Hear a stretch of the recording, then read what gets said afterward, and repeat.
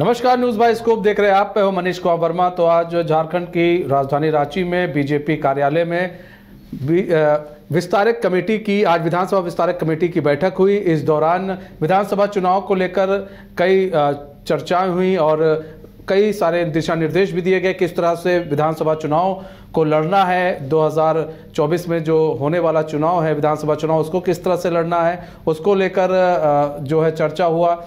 आपको बता दें कि इससे पहले जो है जो हिमंता बिस्वा शर्मा जो है वो आए हुए थे, असम के सीएम आए हुए थे और उन्होंने भी बैठक की थी बीजेपी के साथ। लगातार उनका दौरा हो रहा है और सह प्रभारी हैं वो यहाँ पर बीजेपी झारखंड के।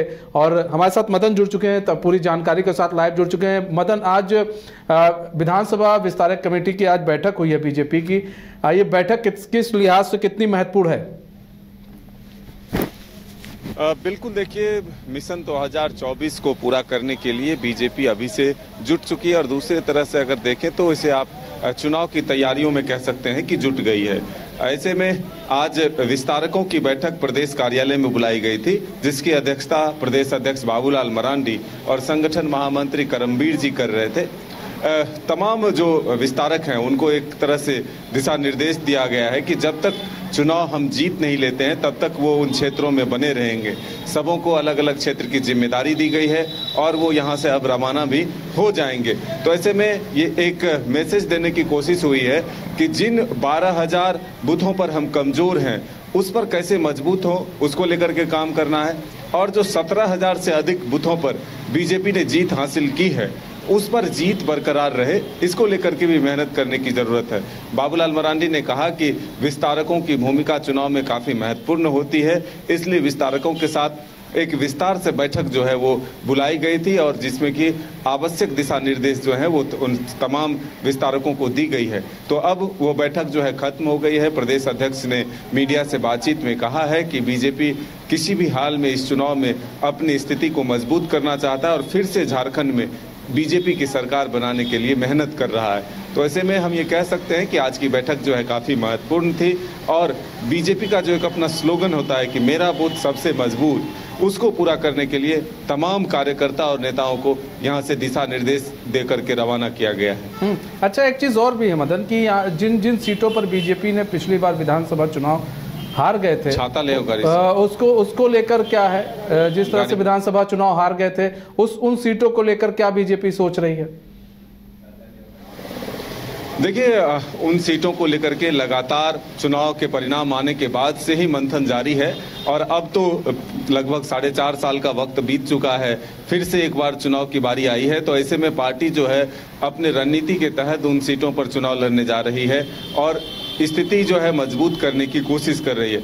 अब जो चुनाव से पहले गठबंधन बनाए होती है उसमें कई राजनीतिक दलों को जोड़ा जाता है, मिलकर चुनाव लड़ा जाता है, जातिगत समीकरण साधे जाते हैं, उम्मीदवारों का चयन होता है और फिर कार्यकर्ता और नेता मिलकर जो है चुनाव में जीत हासिल करते हैं। तो तमाम परिस्थितियों पर जो है ध्यान रखते हुए बीजेपी भी झारखंड में अपनी स्थिति को मजबूत करने में जुटी हुई है और फिर से एक बार बीजेपी की सरकार बनाने के लिए जो खास तौर पर अभी 2 दल बीजेपी और आजसू एनडीए फोल्डर में पहले से है, हालांकि अब कई और दल जो हैं वो दावेदारी अपना कर रहे हैं, चाहे जेडीयू हो चाहे एलजेपी हो, ये तमाम दल जो हैं वो अपने ऐसा एक तरह से कहें तो एनडीए फोल्डर में शामिल होने की एक तरह से कोशिश कर रही है, अपने दावेदारी दे रही है कि हमारी भी संगठन है, मजबूत है और इन सीटों पर हम चुनाव जीत सकते हैं। तो अब देखना होगा कि बीजेपी और खास करके आजसू के साथ साथ एनडीए फोल्डर में और कौन कौन दल शामिल होते हैं, ये आने वाला वक्त बताएगा। लेकिन फिलहाल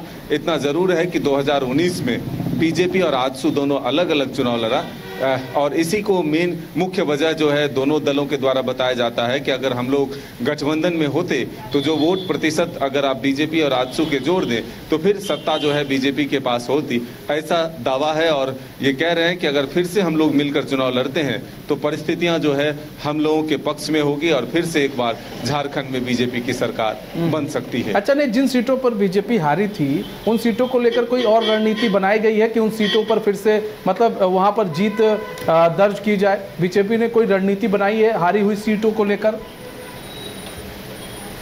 देखिए, बीजेपी सिर्फ हारी हुई सीटों पर नहीं बल्कि जहां जीती हुई है उस सीट को भी बरकरार रखने के लिए मंथन कर रही है और लगातार जो चुनाव प्रभारी और सह प्रभारी बनाए गए हैं वो अपने नेताओं को मैदान में उतरकर अभी से जुट जाने का जो है एक तरह से संकल्प दिला रहे हैं और कह रहे हैं कि जब तक जीत हम हासिल ना कर लें तब तक हम सभी चैन से बैठे नहीं, जब जीत हासिल हो जाए तब भी हम जनता की सेवा में खड़े रहें। ऐसा संकल्प के साथ अपने नेता और कार्यकर्ताओं को चुनावी मैदान में बीजेपी उतार रही है। तो सीधा एक लक्ष्य है कि 2019 में जो कमियां रह गई थी उसको दूर करते हुए फिर से एक बार अपने संगठन को मजबूती के साथ चुनावी मैदान में उतार कर बीजेपी की सरकार फिर से एक बार झारखंड में बनाने की कोशिश जो है अभी से शुरू हो चुकी है। इसमें आप जानते हैं कि बीजेपी के जो बड़े नेता हैं, मध्य प्रदेश के पूर्व मुख्यमंत्री और केंद्रीय मंत्री शिवराज सिंह चौहान को यहां का प्रभारी बनाया गया है और असम के मुख्यमंत्री हेमंता बिस्व शर्मा को सह प्रभारी बनाया गया है। तो दोनों लगातार झारखंड के दौरे पर आ रहे हैं, नब्ज को टटोलने की कोशिश कर रहे हैं कि आखिर किन किन जगहों पर बीजेपी को काम करने की ज़रूरत है, कहां कहां सुधार की ज़रूरत है और किन चीज़ों को अपने पक्ष में किया जाए ताकि चुनाव परिणाम जो है अपने पक्ष में हो, उस पर अभी से फोकस किया जा रहा है। और एक तरह से कहें तो समीकरण बदलने की कोशिश भी हो रही है। मुख्य रूप से जो जातिगत समीकरण होती है और जो भौगोलिक परिस्थितियां होती है उसको देखते हुए भी पार्टियां जो है अपने गठबंधन और अपने जो प्रत्याशियों का चयन है वो करती है। अच्छा, एक चीज़ और भी है मदन, यहाँ पर बात करें, कल जो है आपने देखा चिराग पासवान को एक बार फिर से राष्ट्रीय अध्यक्ष चुना गया। उसके बाद चिराग पासवान ने एक बड़ा बयान दिया कि हम बात करेंगे, हम एनडीए फोल्डर में ही हैं, हम बात करेंगे सीटों को लेकर, अगर सीटों को लेकर अगर हमारी बात नहीं बनती है तो हम इस बार अकेले चुनाव लड़ेंगे। और इस बार शायद वो लोग ज़्यादा सीटों की डिमांड करें, पिछली बार 1 सीट मिली थी उनको, तो इस बार ज़्यादा सीटों की डिमांड करें। और उन्होंने कहा अगर सीट नहीं मिलती है तो हम अलग चुनाव लड़ेंगे। अगर वो अलग चुनाव लड़ते हैं, क्योंकि वो कह रहे हैं 50% सीटों पर वो चुनाव लड़ सकते हैं, अगर अलग चुनाव लड़ते हैं वो, तो इसका फ़ायदा और इसका नुकसान किसको सीधे होता दिख रहा है? देखिए, तमाम राजनीतिक दल जो है अपने विस्तार के लिए काम करते हैं, अलग अलग राज्यों में अपने संगठन को मजबूत करने की कोशिश करती है और चुनाव में अगर वो चुनाव नहीं लड़ते हैं तो फिर एक तरह से राष्ट्रीय पार्टी का दर्जा भी नहीं मिलता है। तो ऐसे में सभी राजनीतिक दल अपने संगठन को मजबूत करने और संगठन को तभी मजबूत कर सकता है कि जब वो चुनावी मैदान में उतरता है। तो ऐसे में जरूर चिराग पासवान की पार्टी भी एलजेपी-आर झारखंड में अपने संगठन को मजबूत बता रहा है, दावा कर रहा है कि लगभग 20 से 22 सीटों पर जो है उनके संगठन की मजबूती है और उन क्षेत्रों में वो अपने उम्मीदवार उतारे। तो ऐसे में चिराग पासवान ने एक बात जरूर कहा है कि अभी हम एनडीए फोल्डर में ही हैं, बातचीत पहले करेंगे, नहीं होता है तब विकल्प भी देखे जाएंगे, हम अकेले भी चुनावी मैदान में जा सकते हैं, लेकिन पहली प्राथमिकता एनडीए फोल्डर है, झारखंड में सरकार बनाना है। तो उन तमाम परिस्थितियों पर हम गौर करते हुए फैसला लेंगे। लेकिन ये जरूर है कि चिराग पासवान के आने के बाद जो एलजेपी के नेता और कार्यकर्ता हैं उनमें उत्साह बढ़ा है और वो चुनाव की तैयारियों में जो है एक तरह से अपना एक कदम और आगे बढ़ाते हुए दिख रहे हैं। अच्छा, किन मुद्दों को लेकर जो है बीजेपी कार्यकर्ताओं को बार बार दिशा निर्देश दिए गए हैं कि वो जनता के बीच में जाएं और उसको ज़रूर उठाएं?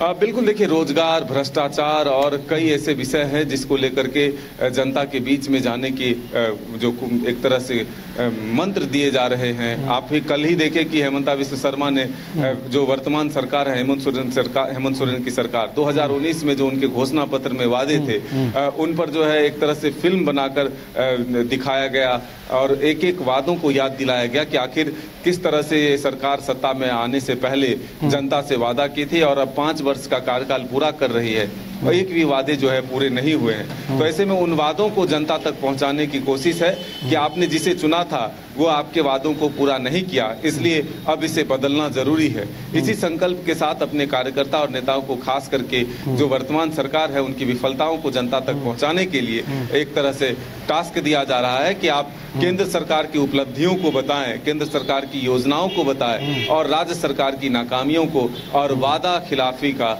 एक तरह से मैसेज जनता तक पहुंचाए। ठीक है मदन, बहुत बहुत धन्यवाद हमारे साथ जुड़ने के लिए और तमाम जानकारी साझा करने के लिए। तो बीजेपी लगातार बैठक कर रही है और ये बैठक इसलिए महत्वपूर्ण हो जाती है क्योंकि विधानसभा चुनाव की तैयारी जो है बड़ी मजबूती के साथ बीजेपी कर रही है। वो नहीं चाहती है कोई भी लूप फॉल हो और उसे विधानसभा चुनाव में कोई भी या किसी भी प्रकार का घाटा या फिर उठाना पड़े। फिलहाल हमारे इस खास पेशकश से बस इतना है। मुझे दीजिए इजाजत। तो खबरों के साथ बने रहने के लिए देखते हैं न्यूज़ वॉइस को। नमस्कार।